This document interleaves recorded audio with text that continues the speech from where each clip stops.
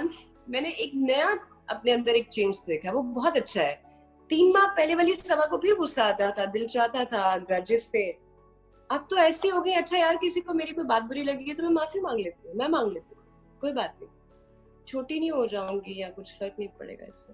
अगर किसी का दिल साफ होता है तो क्या फर्क पड़ता है? क्या माफ कर देती हो? हाँ, आप कर देती हूँ। अब तो मैं गुस्सा ही नहीं रखती, तो माफी तो बहुत दूर की बात है। दिल में कोई गिला शिकवा किसी से नहीं है। इंसान तो बड़े प्यारे हैं, अल्लाह की बनाई हुई हर चीज बहुत प्यारी है। जैसे मैं बहुत अरसे से सोच रही थी कि वाई आई एम सिंगल, सब कहते हैं सब है, ये है वो है, क्या रीजंस हैं। तो फिर मैंने एक दिन बैठ के पेन पेपर पे लिखी कि प्रॉब्लम्स क्या है, क्या चीजें हैं। हमें खुद अपनी चीजों को एक्नॉलेज करना चाहिए, अपनी खामियों को देखना चाहिए, उन पे काम करना चाहिए कि अच्छा क्या है, वजूहात क्या है। कोई ना कोई रीजन होती है किसी ना किसी बात के पीछे। वो रीजन हम जाने बिना दूसरों को ब्लेम करते हैं। दूसरों का कसूर नहीं है। कहीं ना कहीं आप जैसे आप अपनी आपने कोई गलती की है ना, तो उसकी रिस्पॉन्सिबिलिटी लेना बहुत इंपॉर्टेंट है।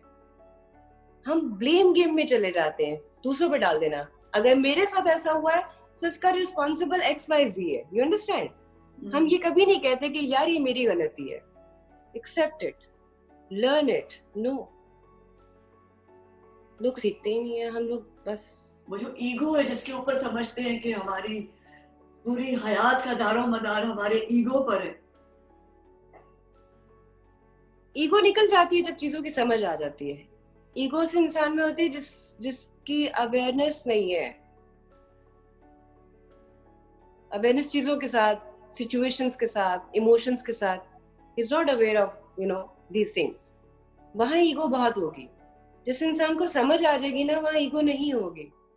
समझदार इंसान के पास ईगो का काम ही नहीं है। लेकिन एक चीज पे मैं कॉम्प्रोमाइज नहीं करूंगी, लाइफ पार्टनर मुझे स्टूपिड नहीं चाहिए। वो मुझे लड़ने वाला, बहस करने वाला, एब्यूसिव बिल्कुल नहीं चाहिए। वो मुझे तो वहां मैं I can't stand, not at all.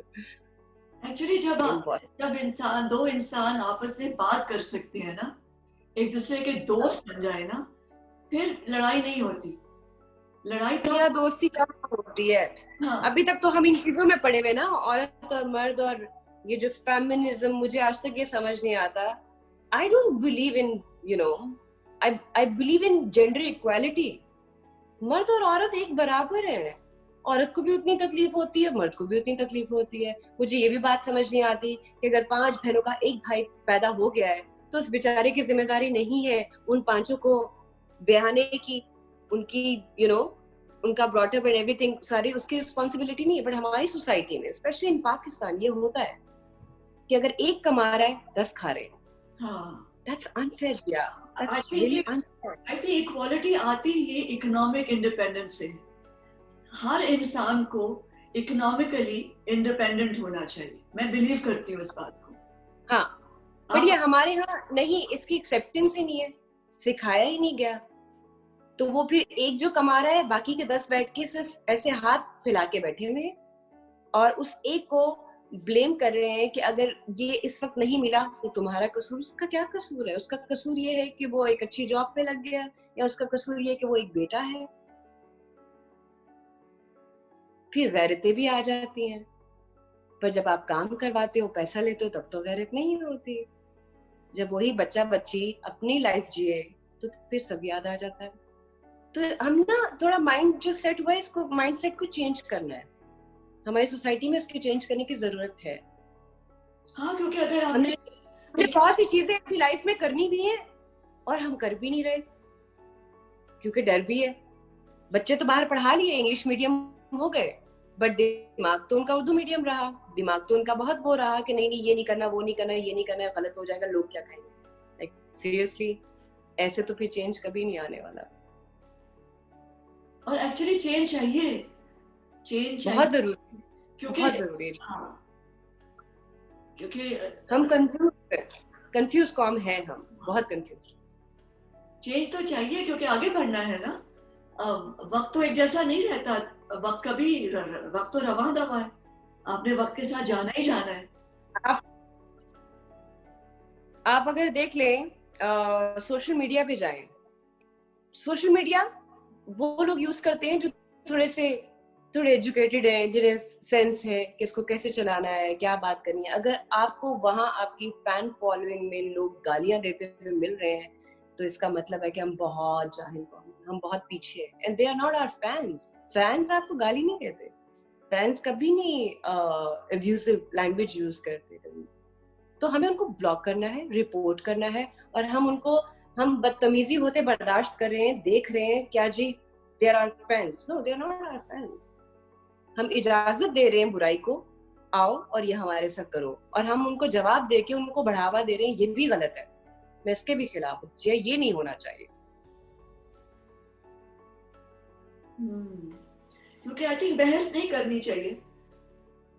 हाँ, बहस करने किसी को इतना मौका ही ना दो, किसी को इतना मौका ना दो कि वो आपको डिसरिस्पेक्ट करे। क्यों? राइट नहीं है किसी के बाद। मेरे काम पे मुझे क्रिटिसाइज करो, लेकिन आप गाली नहीं दे सकते। लोग बहुत पर्सनल हो जाते हैं, बहुत ज्यादा पर्सनल हो जाते हैं।